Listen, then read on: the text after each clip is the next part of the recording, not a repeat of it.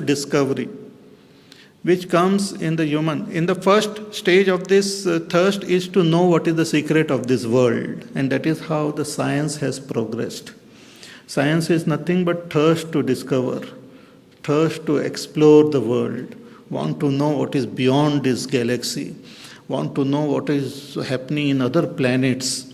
Nowadays they are discovering more and more planets similar to Earth outside. Maybe it will not be too long when they will discover that there are beings in other planets also. So it's a thirst to know what is this grand world in which we are living. But that thirst extends further in knowing what is the secret of me, who am I. And this seems to be the ultimate thirst, because our scriptures, they say that one who gets this thirst to know himself and comes to recognize himself, all his thirst and all his desires just disappear. In Gita Bhagavan, in the 6th chapter, he says that having gained this self, he doesn't desire anything else. Yam labdva na aparam labham manyante. He doesn't think there is greater gain than this. So this seems to be our purpose of our life, a thirst to know myself. All of us may be at different stages in our, some may be totally at a basic level, कि somehow I have to survive, get a good job, get nice money in the bank, and get all this big house, and all this car, and all those things, and I should somehow lead a very safe life.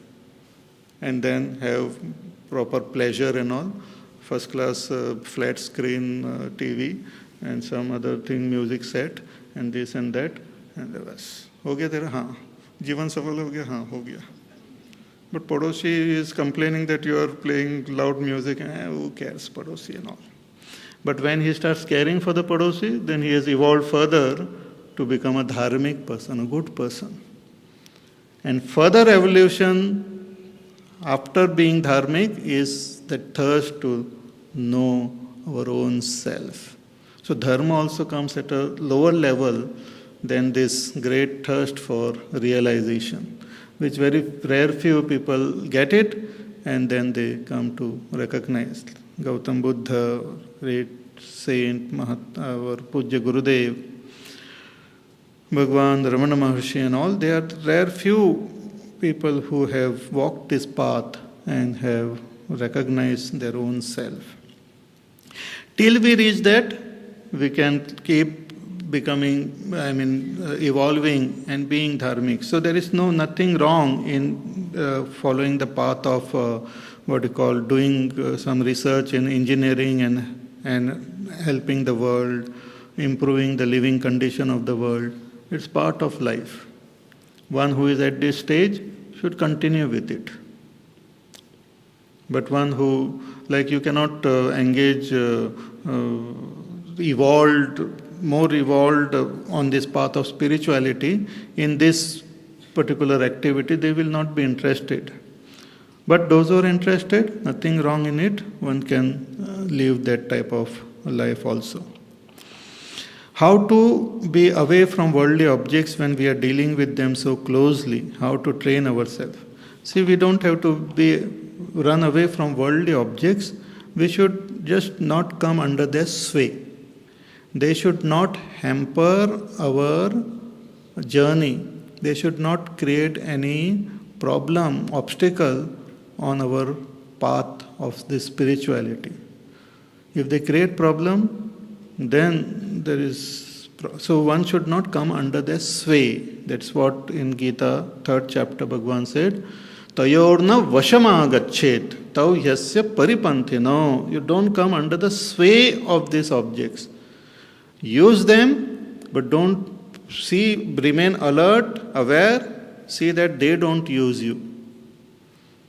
Use television, but don't fall prey to television. Use whatever mobile, use whatever, but don't come under their sway.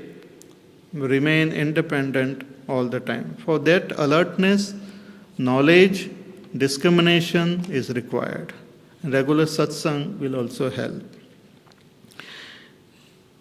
This is another set of two questions, but both the sets appear similar.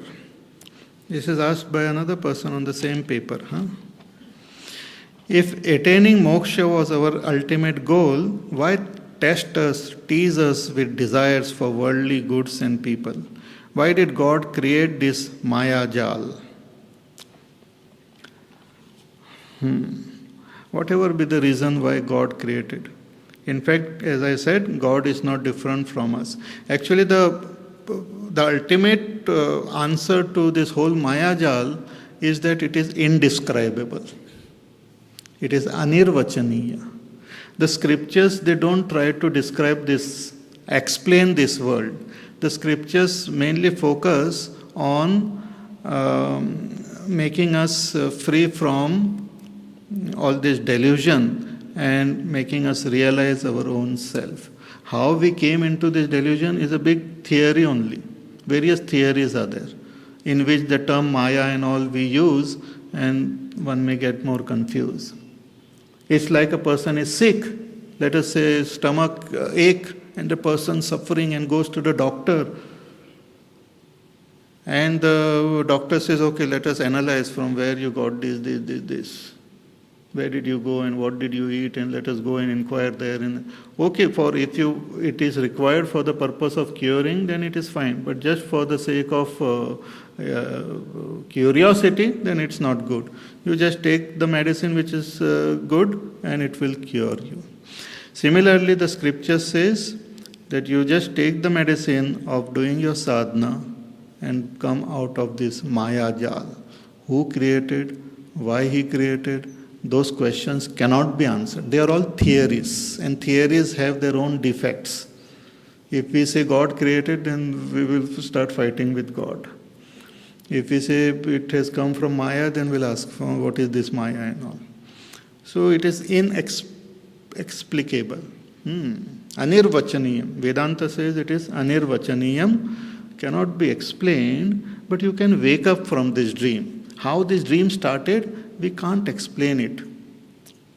But we have a technique of coming out of this dream. That Vedanta says we can teach you. But how it happened, we don't know. That is the ultimate answer like. How to train our mind, intellect to go away from being a slave of senses and ego. Same thing, we follow the path of Karma Yoga, you remain alert and awake all the time, and develop positive qualities, strengthen your strengths, strengthen the positive qualities, negativities will automatically fall down. If I want to conquer my anger, don't fight with your anger. Anger is very strong. Jealousies are strong. Pride is strong. They are all Rakshasas. Don't think you can frighten them. So what should we do? You take support of the Devatas, the good qualities. Strengthen them.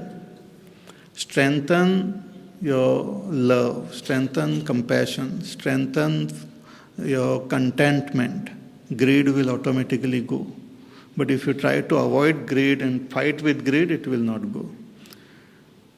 So, the one way of training our senses and mind and all is to strengthen it with proper knowledge and proper sadhana. I think that is that. Some of your questions might have remained also, but I have seen many of them must have got answered as we went through the other chapters. So this is the conclusion of all the questions, and in future we can again have some fresh questions and have the question answer session. Now we want to show you a short clipping of Pujya Gurudev and also some announcement. So I will conclude with a prayer, and then we will see the clipping, and after the clipping and the thing we will conclude. Tomorrow we will continue with the 5th chapter, the remaining, the following verses and all. Om Purnamada Purnamidam Purnat Purnamudachyate Purnasya Purnamadaya Purnameva Vasishyate. Om Shanti Shanti Shanti. Harihi Om Shri Gurubhyo Namaha. Harihi Om.